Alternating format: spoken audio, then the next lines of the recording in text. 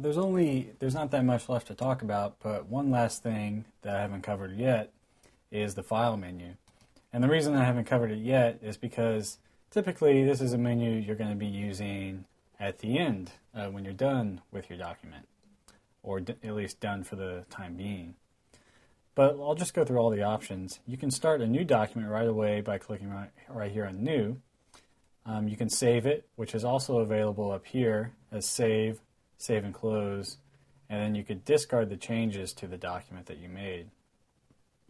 You've got Print again, which is also right up here conveniently, and then you can rename it. But remember, you can also rename it by just clicking on it and renaming it like that. The next, what else we have here is Copy Document. It will make a copy if you wanted to make some changes and weren't comfortable using the revisions and wanted to see if you like it, and then you have two copies of the document, or if you need to copy it for any other reason. And you can also delete the document. And then here's an option to save it as a presentation. So I haven't talked about presentations yet, but I will. And it's basically a lot like Microsoft's PowerPoint. And you can see there, just added it into a presentation, my document. So you might find that useful. And then here are some real useful options right here. This is all your exporting settings. You can export as a zipped HTML. You can export as RTF, which is rich text format. You can export as Word, which is Microsoft Word. You can export as OpenOffice, a free Microsoft Word alternative.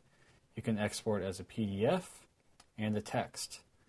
Probably, if you want to use, your most useful options right here are as Word, because most everybody has a copy of Microsoft Word, and then or as a PDF, which is a portable document format, and just almost everybody has this installed on their computer, and this is kind of a read-only thing where they could look at it but couldn't really edit it, whereas they could with like Word. And if you want to use some of the other options, you'd probably already know if you needed to use these. The next thing, we've got like a word count right here if you needed to use this, and it really breaks it down into a lot of options right there. And there is a find and replace, and as of right now it's an alpha, so it's kind of an experimental phase, but I'm sure it's going to come out of alpha eventually. So keep an eye on this, and it's just a basic find and replace that most programs have like that. And then you've got your document settings again, which you also remember were up here in Style. And then you've got Close. So these are all the file options. Probably your most useful from right here that you don't really get any other place are these exports right here.